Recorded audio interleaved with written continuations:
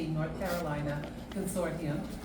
There are about 12 of them out there, and we're all crisscrossing the United States, so to speak.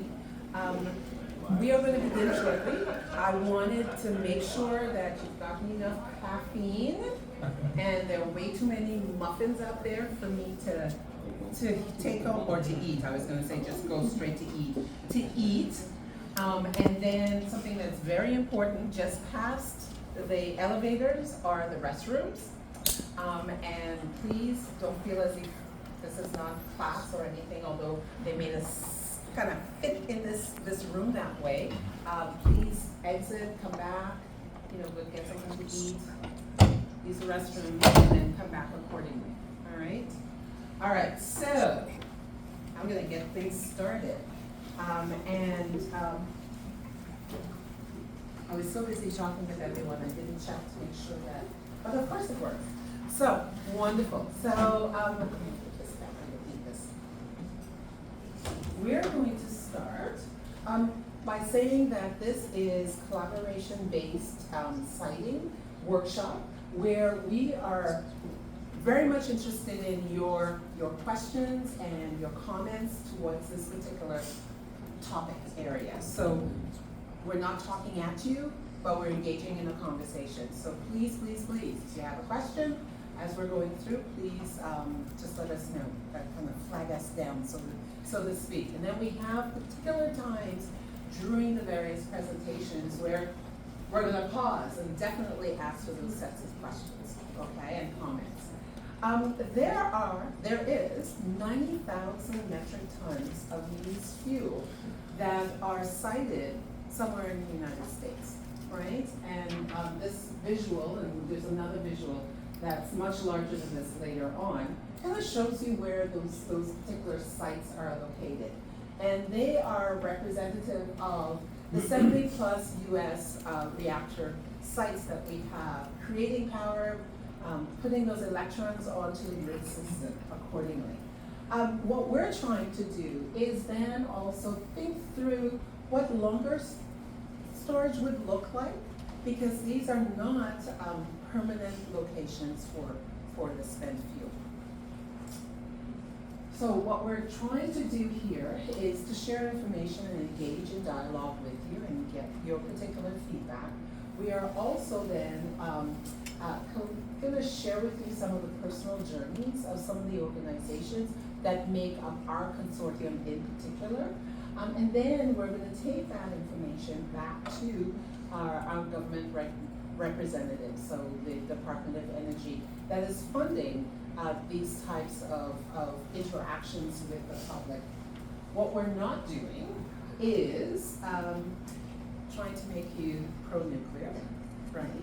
We are not putting it in your backyard, the nuclear waste and fuel into your backyard. And we're definitely not talking about the building of new nuclear, although that's part of the kind of the national conversation right now. We're a little bit more focused in. That's not to say that, your questions can't be asked on any of those particular areas, but these are the three things that we're not trying to do today. So your feedback matters, and we're collecting them through surveys. And then your questions and comments, we're collecting those as well. We are going to make it anonymous. We're going to distill it together, so it's a narrative of sorts. And then we're going to share this with our funding agencies. The funding agency, the U.S. Department of Energy. So before I go any further, it's time for the first survey. So, if you will sign on to, and you would have received an email with that particular link. And I think they mentioned this at the very beginning, right? So this acts as kind of the baseline for before we actually begin the discussion. I should have done music at this point. And their microphones, I should break into song. Go ahead. And break into song. Now, I'm going to give you a few moments to do that first survey. They're fairly short, but I'm going to be, I guess I'll have an indication when you start to look up and remain looking to the front to guess when we can continue on.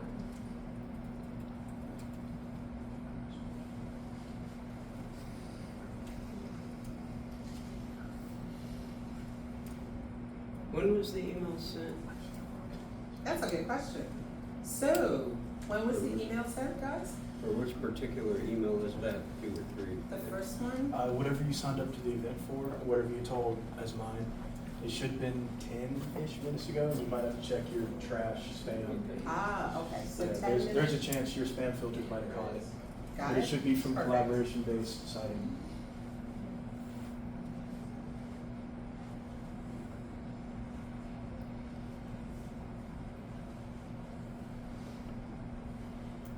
So what we're doing, okay,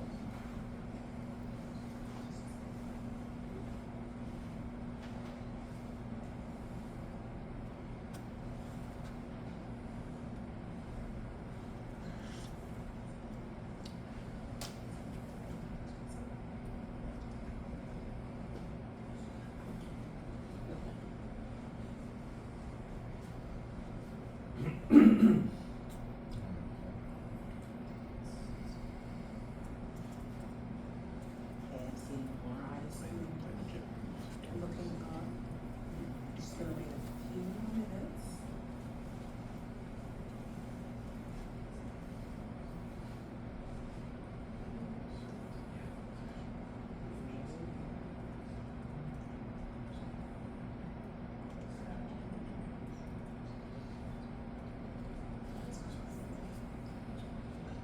Did you do it?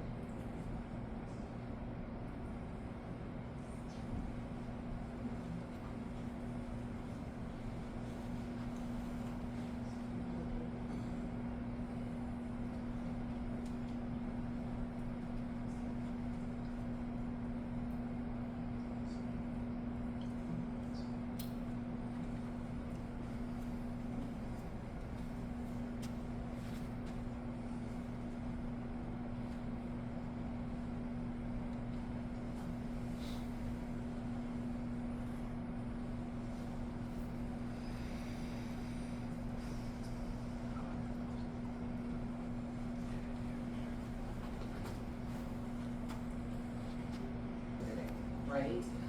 We're gonna do more formal introductions. I asked one of my colleagues here whether I even introduced myself at the beginning or not, and I don't even remember if I did.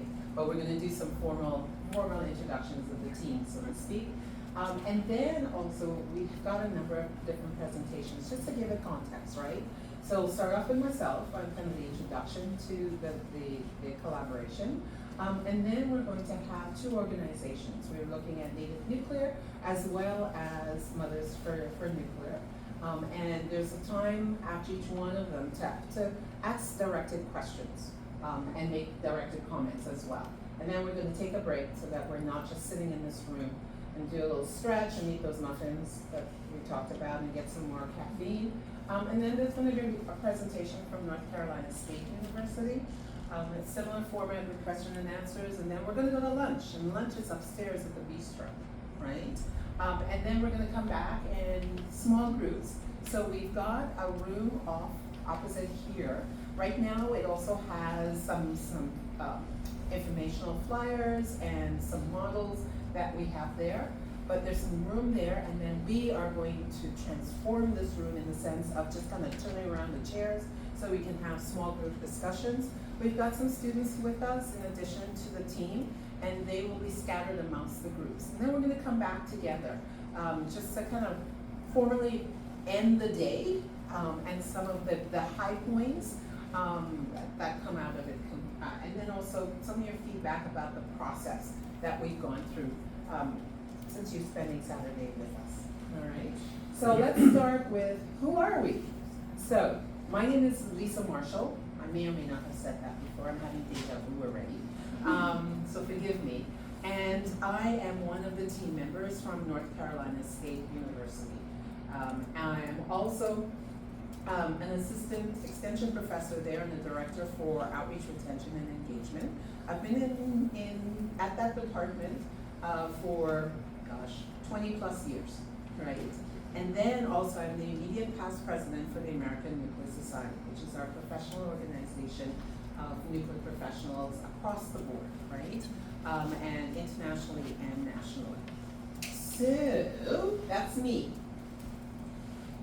All right, some other speakers that you will be hearing from would be, who are you? I'm Scott. Oh, you need to stand up Okay. and face so they can see, not the, well done, right? And you are? I'm Scott Lathrop. I think I probably will introduce myself a little more thoroughly when I do my presentation. Okay? Okay, but who you belong to? I belong to Tichu Yaktalahini tribe. I'm a member of the tribe which is located in the San Luis Obispo area. Wonderful, and he is part of the Native Nuclear. Founder of Native Nuclear. My name is Ryan Pickering. Thanks to everyone for being here. I'm the Vice President of Native Nuclear. Okay, closer to the door is? Rob Hayes. I'm an academic. I teach nuclear engineering at North Carolina State University, basically health physics, nuclear waste management, radiological risk, radiation protection, those kinds of things. And we've got, Hi, I'm Farah Shibam. I work for Mothers for Nuclear. and there are a number of students that are around here. If you just want to stand so they can see you, I'll come back into the room so they can see you. And staff members as well. All right, so you've got your name Jorsel Bacon. and which organization? Native Nuclear. I'm Samantha Burns from Native Nuclear. Okay. I'm Elisa Wieski with NC State. I'm Osmine with NC State. I'm Jordan Simpson in NC State. I'm Erin Shannon. I'm also with NC State.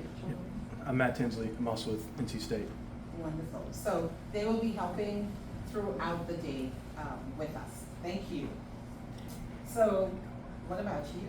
We thought you were going to get away, right? So how many individuals are outside of the nuclear industry? Show of hands.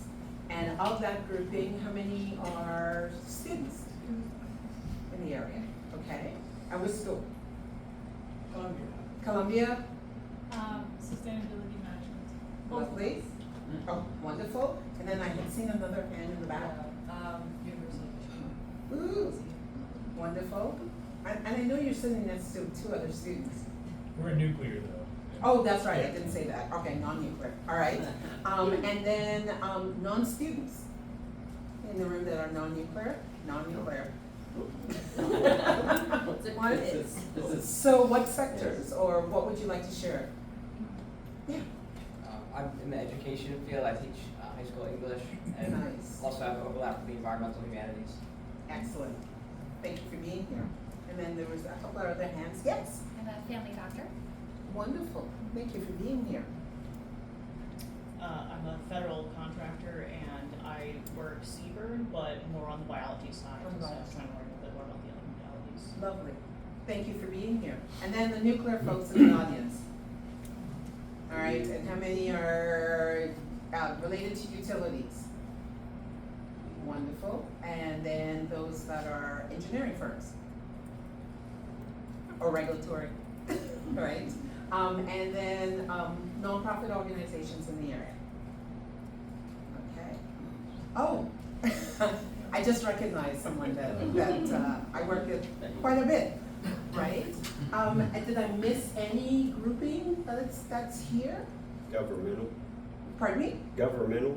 Government, I know, right? And we're right smack in the middle of the nation's capital, and I forgot the governmental part. Governmental! A few. Wonderful. Well, thank you all for being here, right? This will help with the discussion, the variety that we have in the room. All right, so I'm going to say a little bit, kind of level or give context, right? When we look at our energy production, it's a varied portfolio, and nuclear has always fitted quite nicely within that particular grouping to about 20%. And then when you take a look at energies that we use to put electricity onto the grid system, when you're looking at lower carbon emission economy, we're part of that 50% overall. How do we do that? We're using uranium as our fuel source, naturally occurring. So if I were to go and do a sample outside here, I would find it at 0.07%. we're going to mine for it, or we're mining for it either within the United States or it's being mined elsewhere. We're gonna buy it, we are then going to enrich it we're gonna enrich it and at below 20% and typically 5 to 6%. And we're gonna put them into these little pellets. And the pellets are about the top part of your pinky finger. And a series of those go into a fuel rod, and then you've got a series of those that are assembled together to make your fuel assembly. And then we have a number of different fuel assembly sizes, and that makes up the core of the reactor. It goes into refined water, and our fission reaction happens where we're splitting the atom. There is heat that is generated, and we're using that heat to then make our electricity that goes onto the grid system. And of course, you can ask some additional questions about that, but I didn't want to turn it into a introduction class of nuclear engineering, right? And you will have, what's the word I want to use? So every 18 to 24 months, we're reshuffling that core, the fuel assemblies, and we're taking out some of them and putting in fresher fuel, right? What are we doing with that spent fuel? They go into spent fuel pools that are on site, and then also you have your dry cast canisters, and that's also on site of those 70 plus reactor sites that I had mentioned earlier. Overall, when we look at where that spent fuel is located, kind of give you a graphic of here on the map. It's quite decentralized right now, and what we're trying to understand is if we were to consolidate, what are the benefits, the challenges associated with that? And thus why we have all of these various consortia engaging with community. What do the sites look like where we have the dry cast storage? We love acronyms in the industry, IFC, which is the Independent Spent Fuel Storage Installations. So you have them in the fuel pool, but then also you have them sitting on these various platforms. And there are 70 plus of these IFC sites throughout the United States. And you can get public tours to them as well, right? So I went to one in North Carolina fairly recently. We have a timeline for nuclear use fuel storage that is related to kind of the larger historical setting that you find nuclear sitting in. So in the 40s and 50s are kind of the start of the nuclear programs. As we all know, with ending of World War II, with the bombing of Hiroshima and Nagasaki, and then President Eisenhower, and this is not a day-by-day, second-by-second recall of history, but an overview of it, right? Where you have President Eisenhower making his famous speech, The Atoms for Peace, at the UN, and challenging the world, literally, that we must find another use for the technology. And that kind of ushered in our commercialization of the technology, both in the energy realm and then also in the non-energy realm. By the late, and then with that you have a number of bills happening in the United States and worldwide too, right? And we get up to about 104 by the time I end up in the industry in the early 2000s. Along the way, you also have government exploration of storage by the late 70s, right, 1977. And the formation of our policy, the Nuclear Waste Policy Act is passed in 1982. Then we're looking at long-term storage, and we down-selected to about 7 or 8 sites, somewhere in the United States by the late 80s. And then one is brought forward, right? And that's the Yucca Mountain site in Nevada by looking at the early 2000s, right? And construction of that particular site starts and gets pretty far into it. And it's paused by 2009, 2010. Because, as many of you know, there was concern about, well, why should I host the National Repository in Nevada when I don't have any nuclear power plants? And then your indigenous population, especially the Shoshone, are saying, wait a minute, that's our land, right? And we weren't consulted about having it in that particular location.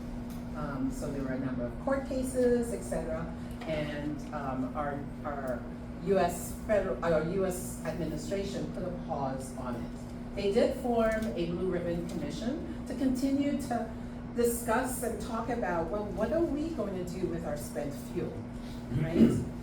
And born out of that, or in that context, we have these consent-based siting discussions. There are other nations worldwide, especially in the Scandinavian nations, that took this approach to, okay, let's talk about it. Who wants to host it? What questions do you have about it? With that, by 2017 or so, you have your first draft of consent-based siting, which is also known as community-based collaborations and collaborative discussions, etc., right? And then at the beginning of 2023, or in 2023, there was a solicitation for organizations to come forth and help with that community-based collaboration or discussion and that feedback coming back. And we are one of 12 of these organizations within the United States that are putting this together. Now, when I had mentioned earlier, when I came into the industry, we had gotten up to 104 reactors. We're now sitting at 94 reactors, accounting for approximately 20% of our power. So, the overall program, what are we trying to do? Well, we are engaging with community, and community takes many forms. So, you know, the different consortia are doing things slightly different, and there's some commonality as well. And we're crisscrossing the United States with these types of engagements. We're developing a process for collaboration, right? And sharing that back with the Department of Energy. And this is to help not only the Department of Energy in way of interaction, but then also various communities that may want to host one of these sites in the future.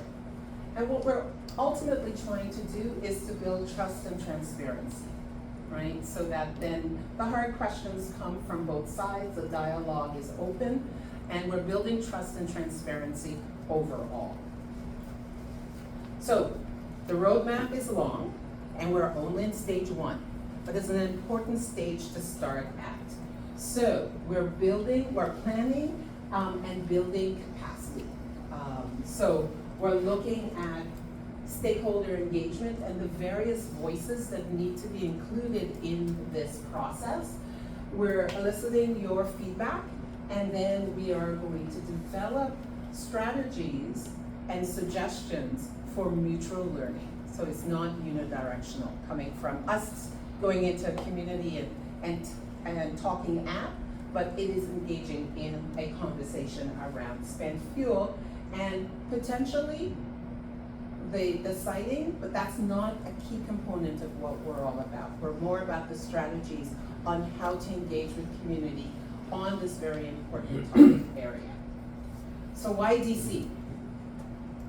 Why not DC overall, right? As one of the districts that make up the United States, but this is kind of the epicenter for U.S. policy, generally speaking, and specific to nuclear. And there has been bipartisan support for nuclear for a while now, and it continues to today. And then also there's certain legislative acts, in particular the ADVANCE Act, and more recently some of the executive orders that are part and parcel, focus in on nuclear as a whole, and then talk a little bit about our spent fuel pool and what we're going to do with it. And then, sorry, anything else? And then it ties quite nicely to some of those legislation and executive orders for the building of new nuclear as part of the energy portfolio for the United States and the securing of our energy source and leadership nationally and internationally in this particular realm. All right, so you've heard enough from me, I think, right? You're gonna see me all day. I come in and out, but I would like to reintroduce Scott and have him change seats with All him, right. so to speak. Excellent.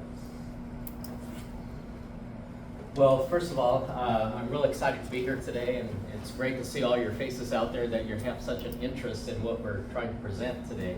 And you're probably wondering, well, why is this Native person here today? What's the purpose? And the idea is that we hope to give just a kind of a personal testimony as far as our relationship with nuclear power. It's kind of a unique story. It's probably a little bit opposite of most Native communities, because if you engage Native communities and bring up the subject matter of nuclear, there's pretty much a barrier that comes up really quick, and there's good reason for that, and we'll share a little bit about that as we go through our presentation. Again, my name is Scott Lathrop. I'm a member of the Yat-Tichu Yat-Talihini tribe. I guess they would consider me an elder of the tribe there. I do have a little bit of gray hair. And you know, why myself, you know, in this? I'm not a nuclear engineer. I'm really not a scientist or anything of that nature. But I do serve as the tribal representative on Diablo Canyon's decommissioning engagement panel. And I was appointed to that panel in 2018 as a tribal rep. And believe me, since then until now, I've learned more than I ever need to know about nuclear.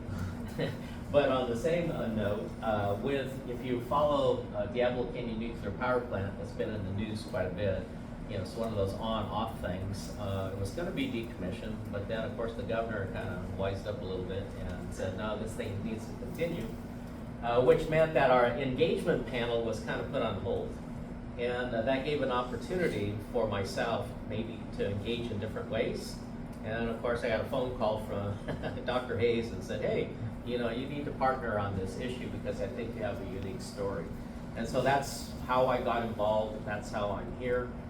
My actual career was in K-12 education. I was the assistant superintendent of business of school district in California. So through this process, it also allowed us to found Native Nuclear.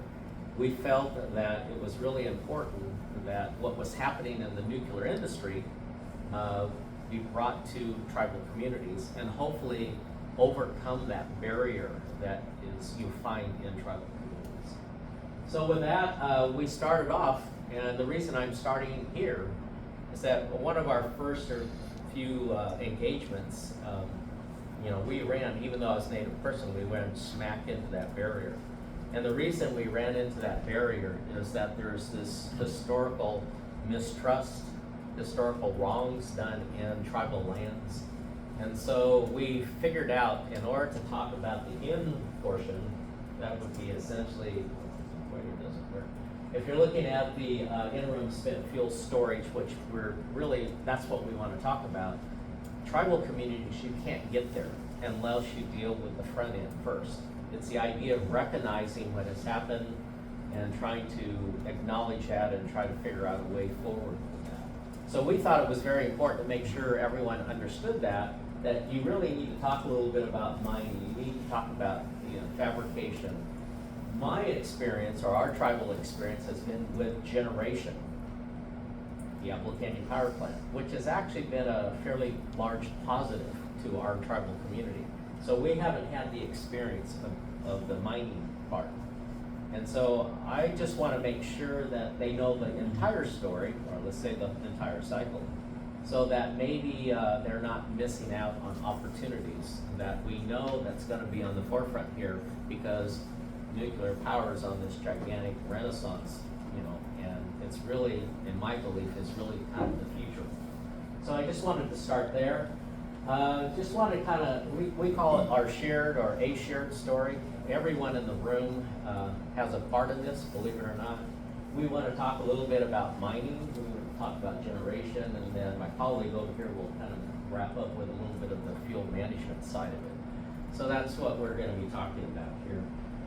Well, actually, when we're looking at mining and milling for Native people, it really kind of started in 1948. I think Lisa mentioned a little bit, right after the war, all of a sudden there was a different focus. We were trying to take this item and try to make something good out of it.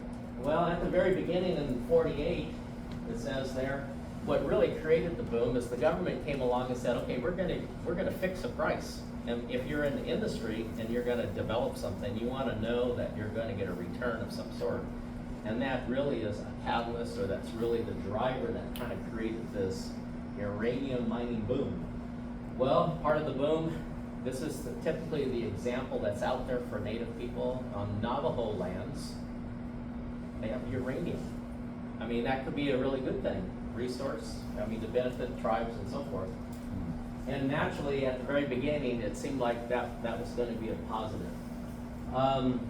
You can see that discovery, Navajo lands. The Department of Interior issued mining leases because even though that tribal nations are considered sovereign, their land is in trust with the U.S. government, meaning the U.S. government still has some authority over what happens. So the Department of Interior is the one that is essentially issuing these leases. I want to think today that those tribal groups are more right smack in the middle of that decision making versus maybe in the 40s it maybe was more driven by the federal side. But then as time went on, things kind of wound up for mining for Navajo country in about 67. So with that, it kind of gives you a little bit of a high level what's happening in the community there. But as we move forward, we're wanting to take a look at the outcomes for Native people. Was this a gigantic benefit for them? Is this something that they're excited about and ready to jump on the nuclear bandwagon today? No, not really. Again, they thought, great thing, it's going to create jobs for our community. I mean, we even hear that today, right, with all the different industries out there. That's kind of like a selling point. We're going to do this because they're going to create jobs. Well, with Native people, with their results here, it was like, this was really kind of a selling point that didn't go well. What happened? We're looking at the middle there. The tribal lands, environmental issues, kind of disasters. Because what happened with the mining industry is that I call it they took the low-hanging fruit. I'm going to do this like in a very basic way. You think about you have one rock over here, and it has 50% uranium, and then you have a rock over here that has 2%. What do you do with this? You throw it away. You go for the low-hanging fruit. Well, the stuff they throw away is all those tailings that they left behind. And those tailings were just left to the open. So that means dust, rain, and all those kinds of things had all these other environmental impacts on tribal lands. So, originally I called this the good, the middle is the bad, and then we're going to talk about the ugly. Because the ugly is there's these problems, health problems in tribal communities. And actually, it's carrying over even to today. Well, there's been some effort to try to mitigate that. You can see we talked about the Radiation Exposure Compensation Act. It's a way to compensate. Every year they have to have Congress reauthorize that, and there's arguments over that and everything else. And meanwhile, people are dying off and not having really good results. Loss of trust. So here's a gigantic roadblock. It doesn't matter how good we all think nuclear power is for our community in the future. These historical wrongs have not been dealt with, okay? So a real lack of trust. So if you have a lack of trust, it doesn't matter how good your proposal is. It could be the best thing since sliced bread, right? But if you have no trust, it's like, I don't want to hear it. So we have to, if we engage communities, especially tribal communities, we have to recognize and deal with that. Now I'll just kind of bring it to the wider community. Some of the wider communities don't have these kinds of issues, but you have the same problem. You have to engage the local community if you're going to do an industrial type of project. So there's similarities there, but maybe not to this extent. Okay, I wanted to bring this up because if you look at the very tiny print, it said like 3 days ago, meaning actually this week. This was in all the social media. You would think about what happened on the previous slide, that industry and government would have learned something about the importance of making sure trust is there before you do something. Well, here is back on Navajo land. My understanding is that there's uranium mine and there's a mill, which is like the only one in the nation that I guess could be in operation at the present time. There's an incentive out there, right? All the latest presidential actions is we're gearing up. Uranium, you don't want to get it from China, we want to be self-sufficient. Well, look what's happening. Look who's being, I don't want to say attacked, but look who's in the way. Navajo country. Easy pickings. Well, here, this company, our nonprofit reached out to the company and said, we need to help you because this is something important, but you have engaged in the wrong way. They went and thought they had an agreement with somebody, and they start shipping. Well, if you go online today, you're going to see a lot of Native people really complaining about this.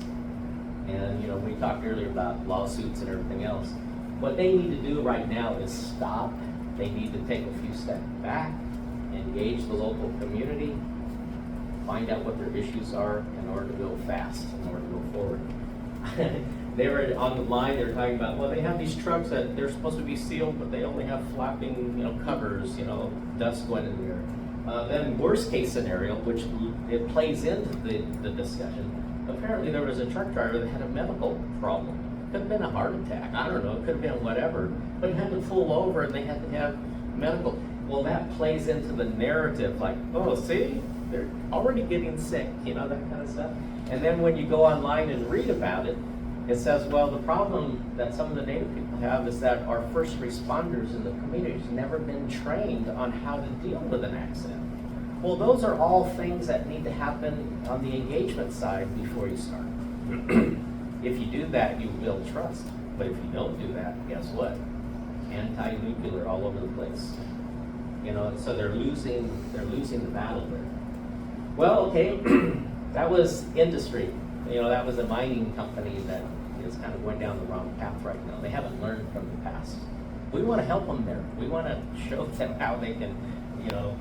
Here we have a letter that's, you can see it was addressed to myself as a tribal member because when I was the tribe's nonprofit executive director, we wrote a letter in support of a company that has a new process of remediating all those tailings on Navajo land. It actually is a positive thing. What their process does is create a material and creates uranium, remember that low level? But it was sellable, meaning they could put it into the market that we're looking for now, helps offset the remediation. The reason we wrote the letter is that the NRC was having a difficult time trying to approve the process to be utilized. Because we were, or I'm going to say the company was looking at as a, I want to say remediation process.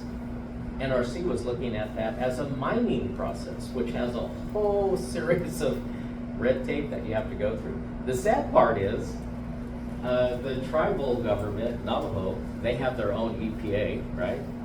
They're all in favor of it. They're ready to start tomorrow, but they have the federal government stumbling over the regulations.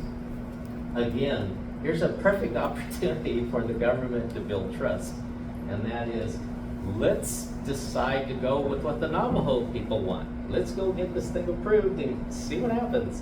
But instead, we have this bureaucratic kind of thing that is still adding to today's mistrust, if you will. So anyway, I show those two simple as examples of how much work we have to do if we're talking about engaging communities.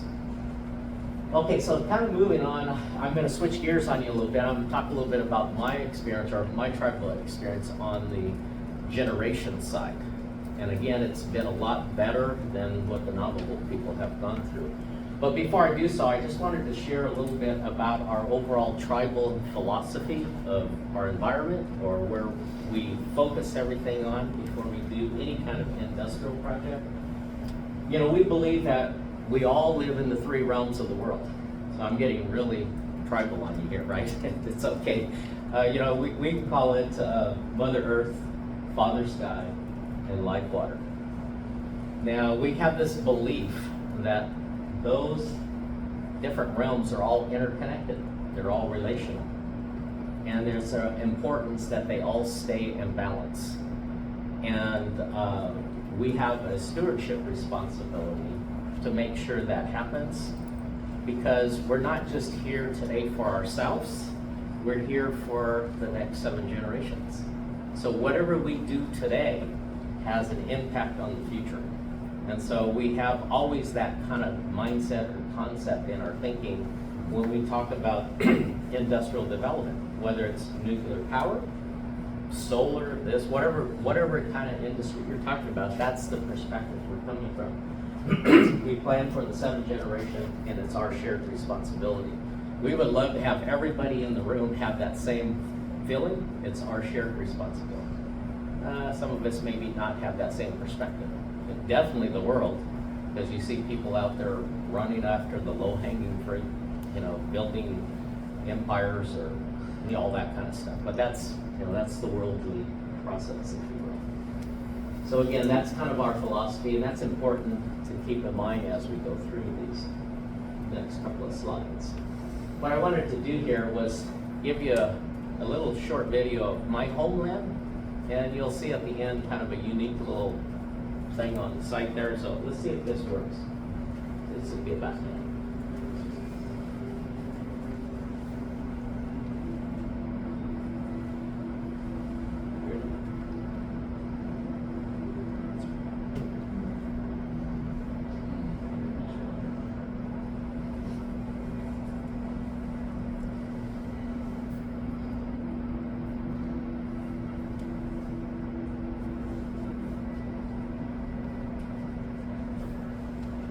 This is where I come from.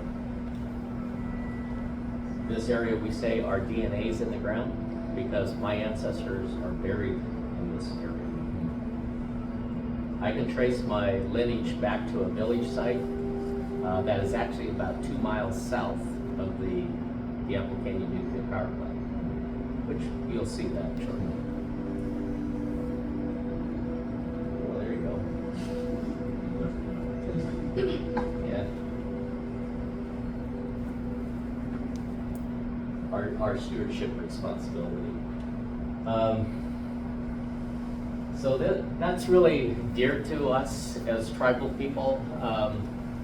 If you were going to be a member of my tribe, what you have to do is you have to show your lineage to a specific village site in that area. If you cannot show that, you are not considered a member of our tribe. We also believe that it's our responsibility to steward that area. We look at it as our Creator-given responsibility. Whether it's the beautiful natural resources that you see, the coastline, or whether or not you look at the plant, which is a man-made resource, we see it as our responsibility to make sure we do the right thing for our own community and the future. Even though we don't own the land, even though it was taken from us, it's still our responsibility to do that. A little sidebar, we're working real hard to get it back. That's another issue. So with that in mind, you take a look at the nuclear power plant. I said we had positive. Believe it or not, I had relatives help build the plant. I had a little time out at the plant looking at some inspection items. Currently today, we have tribal members that work at the plant. My leadership on our nonprofit board and our tribal council, about 20% of that leadership work at the plant. So you can see that our tribe has a totally different perspective on nuclear power versus like a Navajo person, okay? But we think we have the good part, and that's something that should overcome, you know, that history. Here are some of the fantastic things that we see as positive. We said land stewardship. You saw the beautiful land there. You saw all the big land around it that can be protected by that energy source. Nuclear, the smallest footprint. We always talk about that as far as land use. Slide it all the way down. Look at the others, solar, coal, everything. So if you're asking me personally, which one are you in favor of? Well, if I have my tribal philosophy hat on, I'm a nuclear guy all the way. Now that's an outlier. I'm an outlier when it comes to tribal groups. They're going, what are you? You're crazy. It's a bad thing. I'm like, oh, I don't think so. So that's just an example. And you can see that small little footprint based on that. That's 14 miles of pristine coastline. And as far as we're concerned, our homeland, we'd like to keep it that way. And the power plant is really the double-edged sword. It's allowing us to keep it that way. Because, there's a protective zone and all that. So here's a pretty picture. Believe it or not, I don't want to say how old I am, but in the late 70s, I was actually out of the plant. It was further along than that. The #1 dome was complete, but I was able to see it under construction. People are always concerned about, it's built on a fault, it's going to fall down, it's all this kind of stuff. But if you actually have the experience like I did to see that in construction, I went away from them saying, I don't have any problems with the construction of this plant. In fact, I felt it was like total overkill. When you see some of the rebar that's 14-inch walls or whatever they are, it's unbelievable the way that is built. And then it's been reinforced and reinforced over time. Sliding to 2018, I mentioned that I sat on the panel and learned a lot more, like I said, a lot of relationship to how the plant operates, what's happening with the used fuel, but I also understood that the community had a concern with used fuel, that they would like to see it off the site if and when that was possible. Gave another reason why to participate with this group, because if the federal government is looking for another site, we want to spread the word or the message that this is not really a big deal, not really a big risk problem, at least from a layman's perspective. So that's, I'm saying up there, the knowledge over fear, and that essentially will change a lot of people's opinion. Community benefits, you can see that we had some studies done that if the plant went away, you can see in operation a $1.4 billion economic benefit to the local community. If the plant went away, it goes down to 15 million. That's a gigantic negative whenever you take down the plant. You can see over there that there are high-level jobs in the area. This is kind of, from an economic stand, a great thing for the local community. And again, looks like I have to move down there. What I'd like to do now is just kind of introduce Ryan to come up and talk a little bit about used fuel storage facilities and so forth, and then we'll take questions. Thank you, Scott. Always give me a lot to think about. Okay, my name is Ryan Pickering. I've been working with Scott on this project for the last 2 years. Thanks so much for having us. It's amazing to come to our nation's capital and try to tackle this big idea. I'm amazed that it's become such a big idea, but once you study it more, it does make sense. Here is an illustration of all the stored nuclear fuel by state. So you can see the many states that don't have nuclear power yet, or don't have any stored nuclear fuel. We're here in DC, not very well demarcated, and DC is, I think, over 10% nuclear powered by Calvert Cliffs and all the other nuclear power plants in the PJM area. So there is certainly nuclear fuel around here, and it's our responsibility to figure out what's going on there. It is, by law, the responsibility of the federal government to come up with a long-term plan for our nuclear fuel, and that's been stymied by a lack of public support. So I'm so grateful to be meeting with you all here, and hopefully we can come up with a plan together. Learning from the past. Who here has heard about Yucca Mountain in Nevada?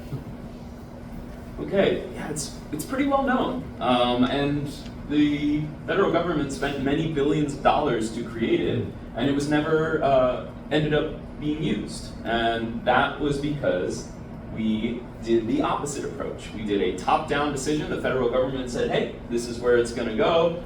And then we saw all the repercussions of it. So we're trying to learn from that. And of course, it was sacred native land, too, that they just had to choose. And so multiple tribes voiced their dissent.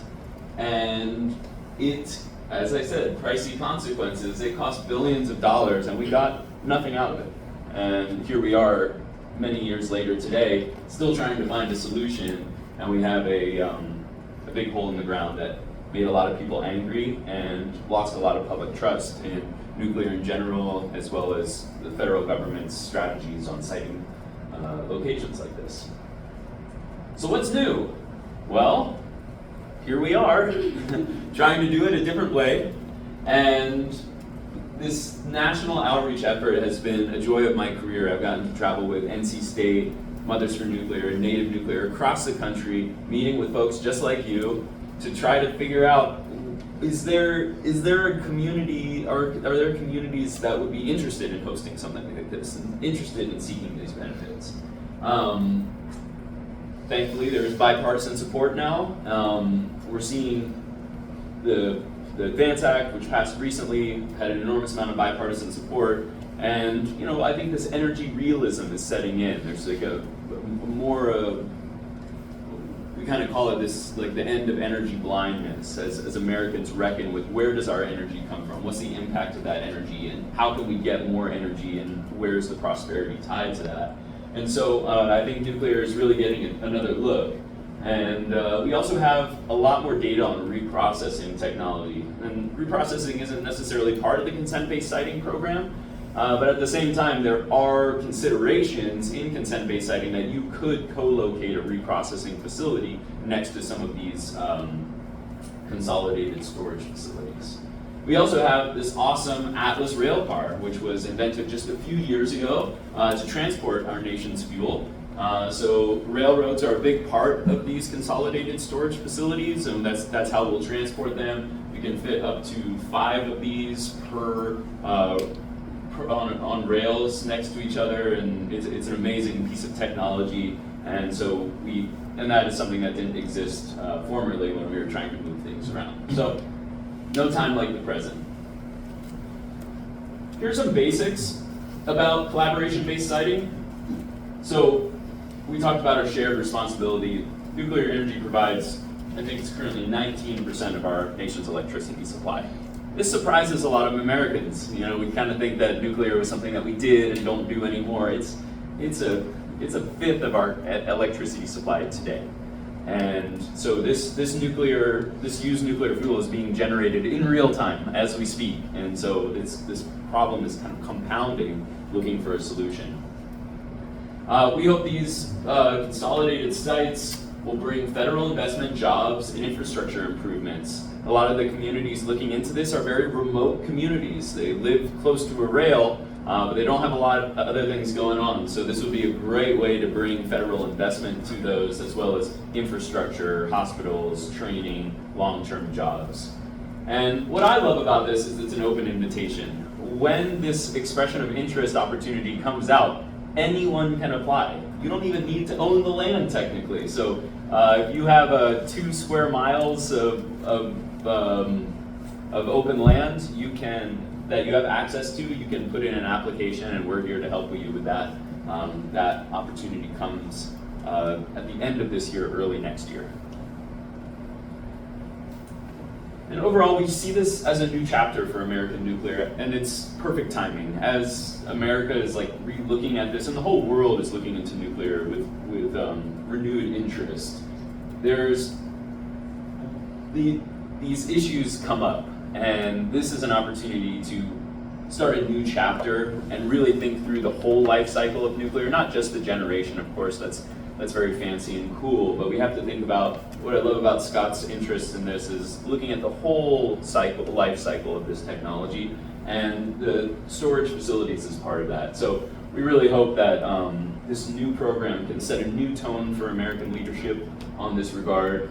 And we're inspired by this quote from Sitting Bull: let's put our minds together and see what life we can make for our children. Scott speaks a lot about seven generation thinking. You know, not just what works right now, but how does it affect 7 generations in the future? And I think this is a nice antidote for the very immediate thinking that we're encouraged to have about just about everything in our lives. How can we zoom out and look at a long-term solutions to our challenges? Sure, nuclear takes a long time to develop, but also if these facilities are very long-term, and isn't it a nice antidote to take that long-term thinking and apply it and really come up with long-term solutions? So with that, I'd like to take some questions and comments with Scott, and we'll get a little audience interaction before we turn it over to our next speaker. We know Scott's the star of this show, so you can flip it over to him. Yes, Mars. No one is here. Yeah. I'm Mars. I'm a civil engineer. I work on mega projects. I have 3 questions. First is, 7 is my favorite number. So why did you say 7 generation for the planning? And risk to community based on nuclear fuel storage. Like you showed the cycle, but where is the most risk to the community? Like for yourself as a native, what is the risk to the community if something goes wrong? Because everything comes with a risk. So I want to know about that. And how is nuclear fuel used? And the used nuclear fuel, how is it stored right now? Like, what are the processes? Like, what are the challenges? You know, traditionally 7 years is like what we focus in on. You know, we're in the current part of the 7 year. I'm the first year, the one heading out. You know, it's like, and typically, you know, I have children, I have grandchildren, so you're working through 3 right away, and those are more kind of like immediate. You know, we close to, we want to do well for them. We want to make sure they have a good, you know, good future. It's that beyond that, that's why we're pushing it out as well. That's kind of like the thinking there. Now, what's interesting about risk, you know, we live in a world that's full of risk. And so you can't get rid of risk. And when I take a look at the nuclear industry in general, they have fallen off the deep end about risk. They're trying to get it down to 0 and not just kind of considering, well, what is an acceptable amount of risk. You know, you're taking your life in your hands to walk out on the street. You might get hit by a truck or a bus. You have a higher risk of that than being affected at all by anything related to nuclear fuel. When you take a look at those casts that were kind of, you know, reviewed a little bit, I mean, I actually got, again, from the panel, I was back at the Orano factory on the East Coast, watching them put this stuff together. And then, of course, the FC at PG&E, you know, you've seen all the stuff, people hugging these casts and everything. And we've gone through the whole process. They put all the little, you know, meters on you, and you go in, there's like nothing. You know, I'm over there going, yeah, put them in my backyard. That's perfectly fine, especially if they're paying such a high price for rental fee. I call it a rental fee. And so it's a matter of the state more the knowledge part, you know, versus the fear. Right now, people risk, you know, until you know about what level of risk and learn about it, then that's where you eliminate. And that's the issue with a community that's most interested. It's always a question, what do you do about the waste? And they're really saying, what about the risk? And so you need to get educated. I find it really interesting is that once you know the risk, you really do crazy things, right? You jump out of planes with it. Come on, so it's a matter of learning about what's there. I see dry cast canisters as a tremendous asset. Why? Because they say there's a tremendous amount of capability still there. We talked about earlier about mining, right? We saw the trucks going through, we're gonna go get the low-hanging fruit because it's easy, it's short-term thinking. Where in the cast, if we just get all the bright innovators in this audience to work on the recycling or using the fuel in another type of reactor, you don't have to do mining. That's right in our philosophy of, you know, whatever you take from your God-given or creator-given resources, you know, you maximize them. You don't throw them away. You don't bury them in the ground or a mountain, I guess, if you're talking about the other one. So the risk is, it's a matter of education. And to build on that, Mars, the ADVANCE Act passed now 2 years ago, and part of the ADVANCE Act was guiding the Nuclear Regulatory Commission to not only regulate the risks of nuclear power plants, but also the risks of not building nuclear power plants. And we have to keep that in mind. You know, some people say the most dangerous nuclear power plant is the one that isn't built, and something to consider about how we think about risk. And Scott mentioned dry cask storage. You know, the beautiful thing about radiation is it can be stopped by concrete, steel, or even water with boron in it. And so we can be very, very close, you know, within a meter of this fuel and be unharmed. Even though it's tremendously radioactive, it's encapsulated in these dry cask canisters, and those things are just about impervious to everything. You can look it up on YouTube about how durable they are. And then just to, I don't know if I have a great answer for you on what's the risk of communities to have this.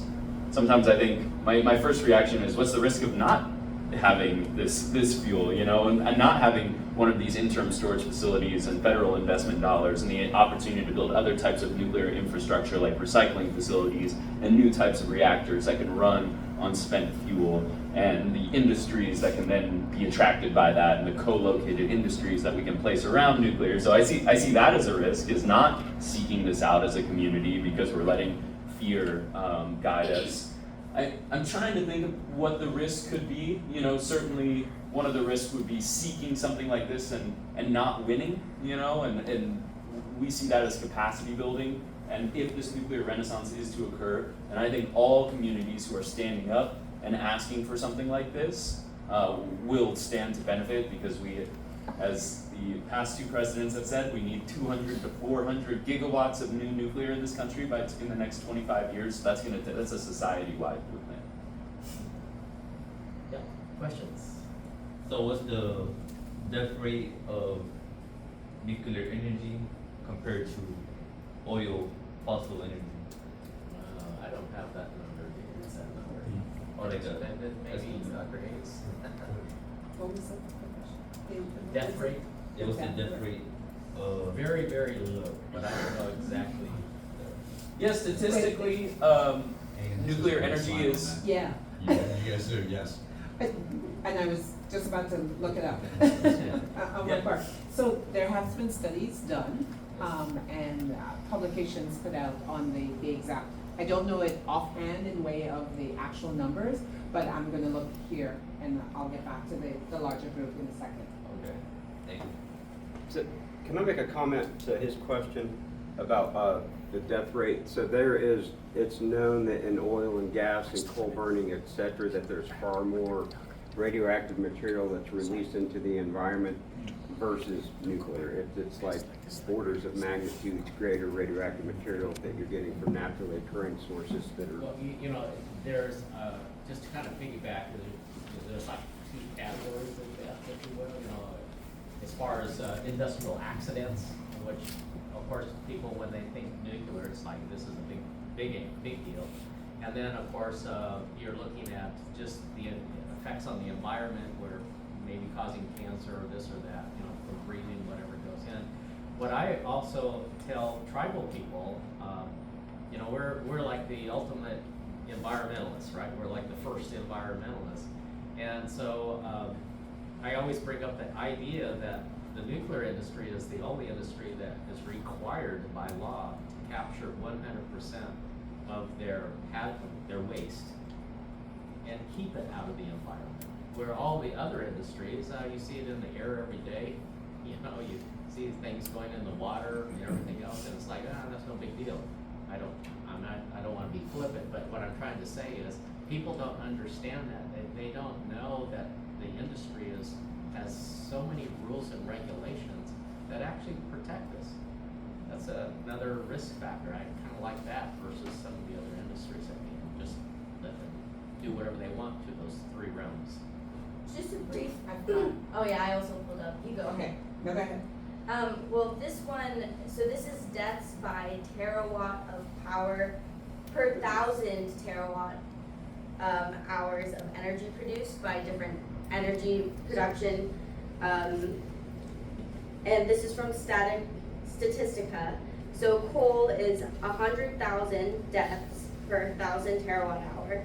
Oil's 36,000 deaths per 1,000 terawatt hour. Natural gas is 4,000 deaths per 1,000 terawatt hour.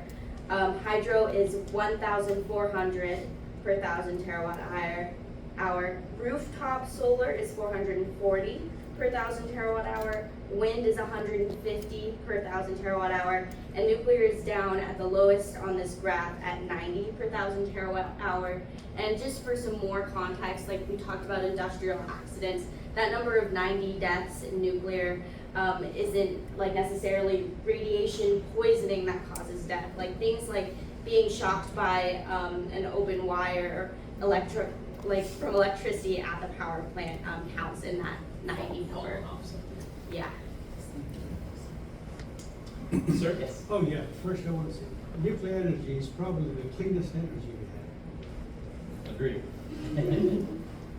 The thing is, in that tribe you showed in California, I think it's your tribe, right? Yes. Why are they opposed? It's 1.4 billion, that's the economic benefit, versus 15 million without it. And it's maintaining the pristine environment. Yes. Well, let me clarify you. Our tribe is not opposed to nuclear power. What any type of the source that we're totally against is offshore wind. We're totally anti-offshore wind. But I have to, for the benefit of this group, if you come to our local community, we have another unique problem that intersects our tribe just totally waving the flag for nuclear power. And that is, we showed you that beautiful land all around it, right? Yeah, the nuclear plant was not there, there would be hotels and. Well, definitely there'd be McMansions, we call it, because it's beautiful property, But we're on a pathway to try to regain that 12,000 acres. And we have to deal with the anti-nuclear and the pro-nuclear. And so it doesn't matter if we're on this side of the coin or that side of the coin, the opposite group would probably work against us of getting the land back. So if you're in our local community, and I'm kind of, protected as far as being so bold and saying we're not anti-nuclear, because we are concerned about the effect that it will have on our land back process. So we have to think of those kinds of things. I would say our tribe is definitely an outlier. In fact, I believe in the nation there's only 2 tribes. One is Prairie Island, who is like right next door to a power plant. They have a great state because they receive like $10 billion a year from, assessments, if you will, or mitigation, whatever you want to call it. That tribe that flows into the tribal group. Our tribe is not federally recognized, so we don't have that kind of level of power. We only have the benefit of living in the community and seeing the fact that the plant has kept that land pristine. And so that's like a big issue or a big deal for us. Naturally, in the 60s when they built the plant, we might have had a different opinion because it was denigrating a village site. Believe it or not, that plant is sitting on the village of Juneau. Believe it or not, around that plant, I can take you today and say, oh, there's a relative buried right there. So, yes, it's a double-edged sword for us because originally you probably wouldn't have been real excited to have your mother, grandfather, or whoever pushed over to the ocean. But today, it has also protected that area. And it's a man-made asset that we need to hold on to. So, different perspective. Any Native people in the audience? Because I'd love to talk to you afterwards too about our perspective. And we'd love to take more questions after our next session during our break. So if there's any other questions, we'd love to take those. But without further ado, I'd love to bring up Reshted Bank from Mothers for Nuclear. And thanks everyone for your attention.